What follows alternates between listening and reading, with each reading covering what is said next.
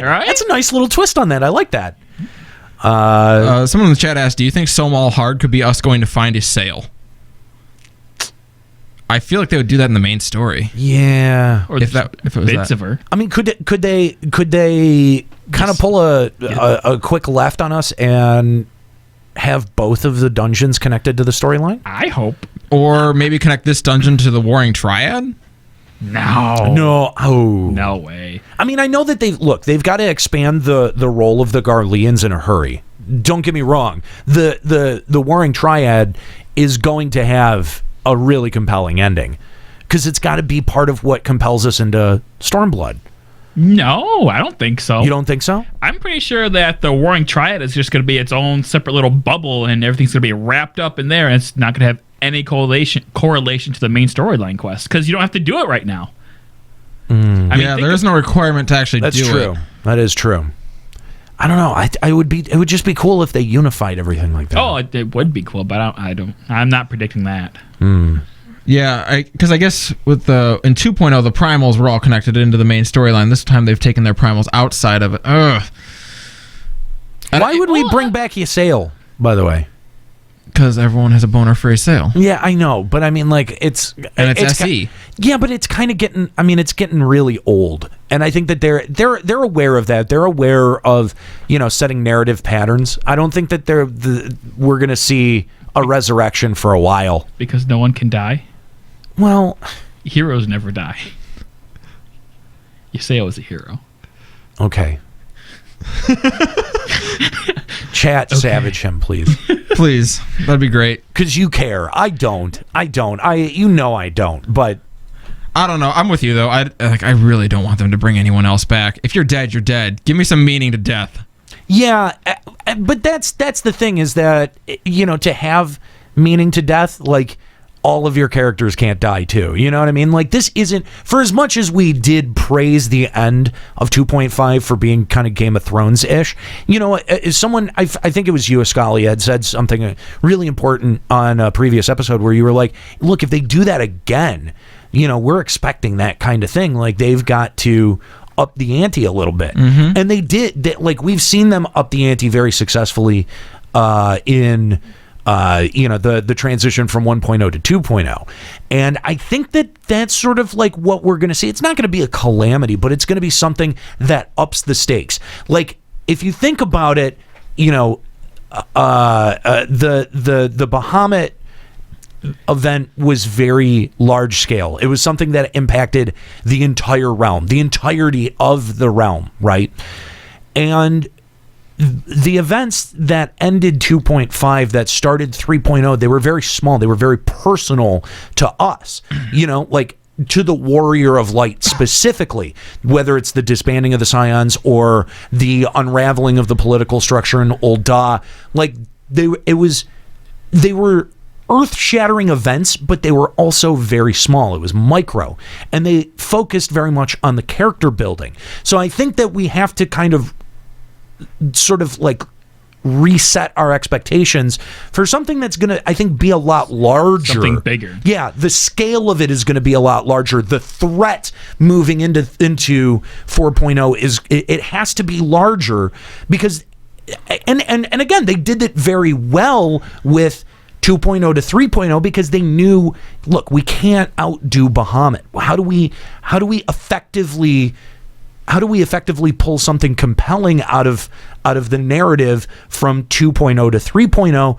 And they came up with, not a huge threat, but this very sort of personalized threat, right? Which was so effective in narrative terms. And being the smart storytellers that they are, I think that sort of resets you now for a bigger, larger scale, more existential threat moving forward. I agree completely, and Yoshi has alluded as much because he realized during the 2.x campaign, a lot of people kind of liked the Garleans. Like, I think everyone at one point, whether it was the first time you saw them or during those stupid-ass Titan quests leading in before you fight Titan where you have to make yourself a party, basically, I think everyone at one point said, can I just join the Garleans? Fuck this place. This place is stupid. I want to be in the Empire.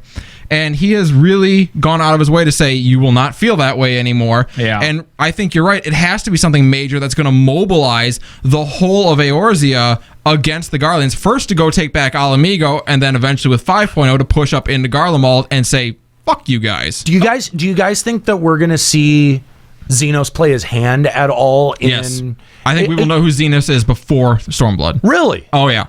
I Okay. think it may be in 3.55. It may be some of the final cutscenes, but I think we will be introduced to Xenos in a big way.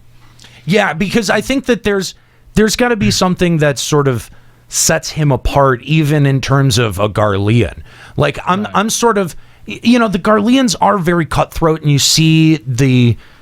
They have questionable ethics, but their heart is in the right place. Well, no, but I mean, like there's a lot of fighting for the throne, like fighting for the power of the empire.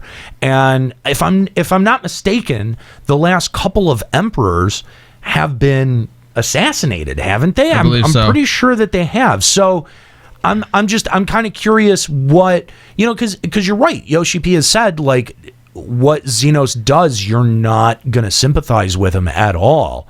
So what is he going to do to up that ante? My shot in the dark prediction is He's going to that- kill Tataru.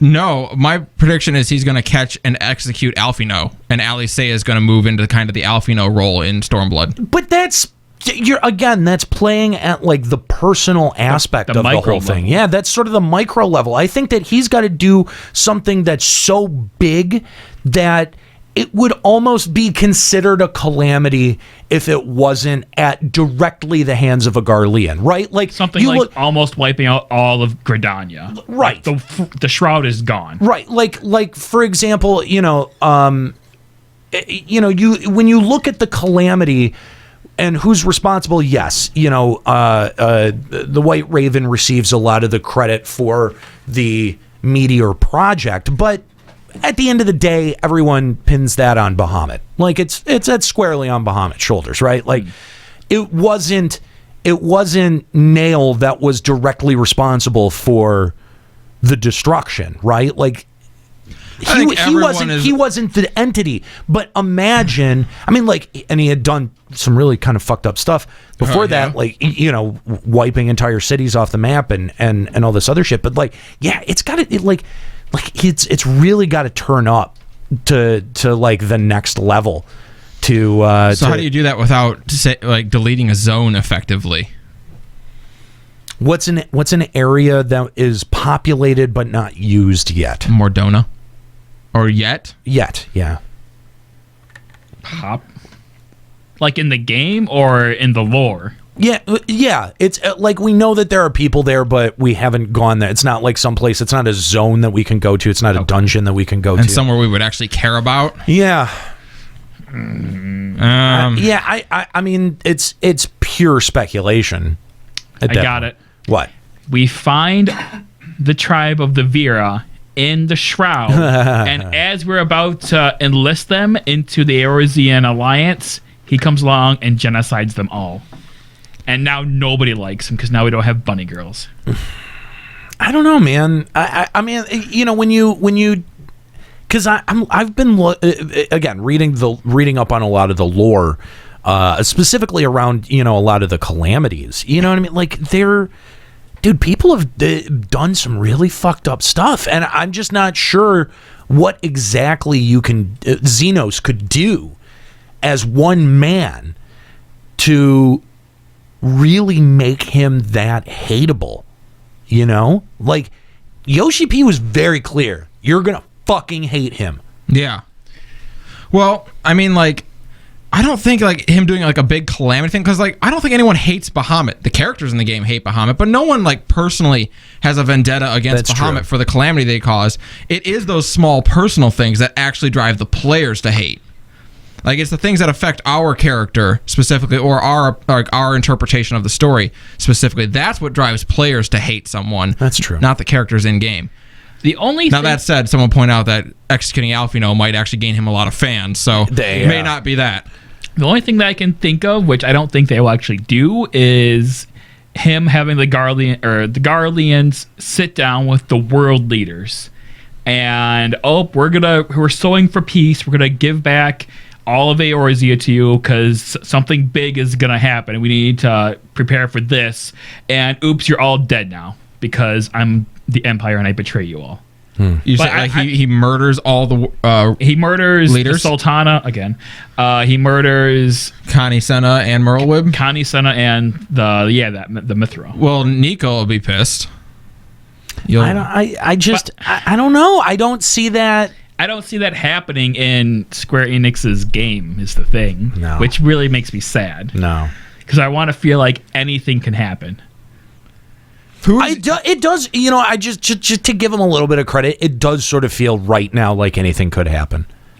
It's kind of a cool feeling. Like I do love the speculating that goes on. Who's universally beloved that he could off? I don't know. Juxta kind of nailed it before. Tataru would probably be. But that's micro again. It's not macro. Yeah, but You're right. Ida would be one. Pretty much everyone loves Ida. No. No? No, I mean like the Never mind, I people love of the Ida. world. Nobody knows who Ida is. Well, again, that's where you go back to like Alf. He is well respected throughout the world at this point. Maybe- Imric? Imric. He's pretty well liked. Yeah, but What if Lucia playing the super long haul? because I feel like a lot of people have forgotten about that little Garlean jewel in her forehead. Yeah. I mean, everyone or the player knows that she's Garlean at this point. Right. She's even admitted as much. Right. So Because she's the sister of Livia, right? White Raven, Not White Raven. White Magitek. That's right. Livia. Livia, there you go. Yeah. I think What I had Delta said. might have it. He's going to off Hildebrand, and this realm is going to lose their mind. No. Does anyone really like Hildebrand after Heaven's Ward Hildebrand? No. No, I'm over it. They really checked out on like, Hildebrand. Like Yeah. all of the we want Hildebrand back for Heaven's Word. Like, They half-assed are you it. happy? Was it worth it? Well, it's the problem is you can't half-ass it. Do it or don't do it. Yeah. Was it worth it? Really? It sucked. Ugh. So I need to have an entire show dedicated to why Hildebrand flopped so hard. Because they didn't do enough of it. They made it up on the fly because people were just like, we want Hildebrand, fuck this Scholasticate shit. And instead of like going like, no, let's make the Scholasticate good, which it wasn't really that bad to begin with. It was just kind of there. The problem with the Scholasticate was it threw too many people who are two the same at you wearing two similar clothings all at you at the same time. I can't keep track of it. I just want to point out or ask you guys, how many cosplays of Hildebrand or Godbert did you see out at FanFest this past year?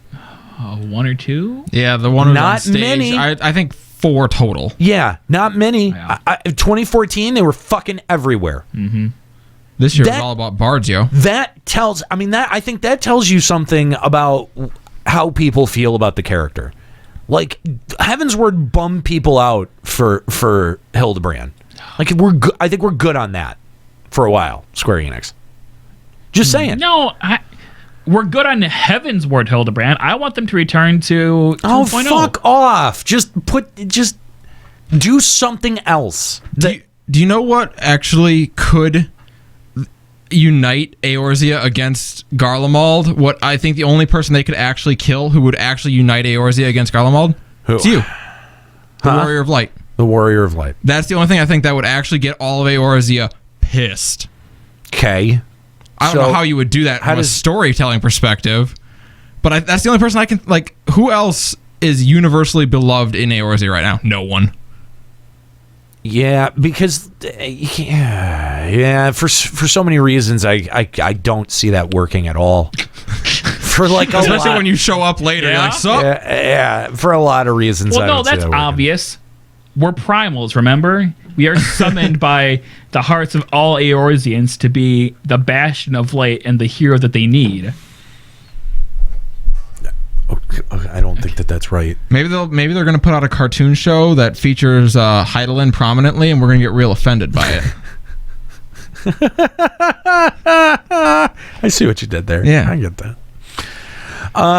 Well, and let's keep our tinfoil hats on for just a second here and go back to the 3.5 announcement artwork that was there, because a lot of people have pointed out that Yida on that piece of artwork does not have her neck tattoo.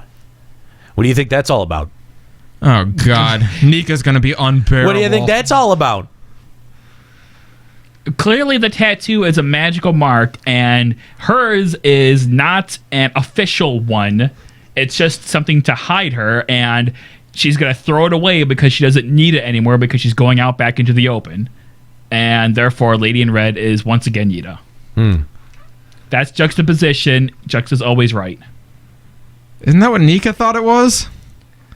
I'm starting to have this theory that maybe Yida's actually two people. That we're getting an illusionist plot here. That she's that one of them has the tattoo and the other one does not. Is that why she seems so aloof all the time? Because she literally just wasn't there for the last conversation? Yeah, kinda. Okay, so one of them doesn't have the tattoo, so would that be represented in game? If you went back and Do like I have and to level if the you character? hang on, no. If you went back and you watched certain cutscenes and there was no neck tattoo, how fucking mind blowing would that be? Because that means they have it planned out since like 2.0. How mind blowing would that be? What? It'd be like it would be like what was that little blonde brat from Full House? The one there was Mary one. Kate and Ashley? Yeah, the Oh. one character played by two twins. Right. Yeah. Yeah, it's one cover identity taken by two people. I got a friend playing through the story right now. I'm going to tell him to keep an eye on Ida's tattoos. The Prestige. Sorry, thank you. Snarters. Sorry, wrong movie reference. Snart. I can't. Oh, sorry. I forgot which fucking magician movie it was that was released at the same exact fucking time. Oh, it was Now You See Me? My bad. Oh God, you picked the third one. I was going to say that. The worst one was one. trash. The Oh, worst it was one. so bad. That was so cool. I'm like, Morgan Freeman and Woody Harrelson, what could go wrong? Turns Oh. out everything can go wrong. A lot. It was terrible. Oh, it was really not good. Yeah, we'll definitely see the conclusion of the Warring Triad. I really do hope that it plays kind of like a grander role. Like, if there was a way that they were able to tie it in narratively to the main plot, because I really do think that it's something big is gonna happen because of it. I hope it's not Omega, and the threat of Omega is what ties us all to go out and fight against. Well, because the Warring Triad does power Aziz La. So what happens if Aziz La loses power? Oh, God, it just plummets out of the sky? Does it? I don't know. What keeps it up? I'm assuming it's those engines that we see at the bottom of it. It's got to lead to. It's got to lead to something. It's got the Garleans in it. It's got to have a payoff somewhere. Right, but how can it if you don't require it to get done?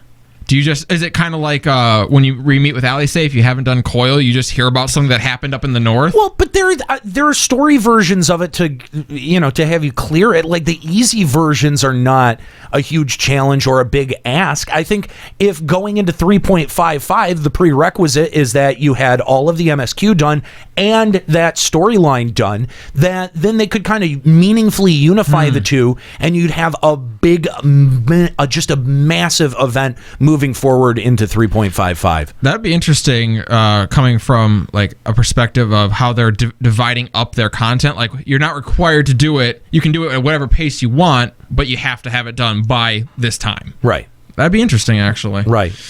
And someone, Gisela in the chat says kind of like the mask uses doppelgangers for the Yida theory.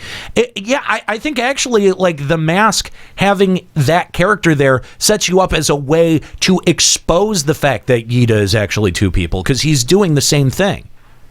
So if he exposes it, that's sort of like the perfect narrative bow tie right there. I don't know. I kind of look. I know that it's like kind of way out there into Crazyville, but I kind of like the theory. It's kind of a fun theory, I think. So if you have any theories about 3.55 or about 3.5, about the story moving into 4.0, give us a call. Limit Break Radio on Skype, 810-515-8715, limitbreakradio.com/Discord.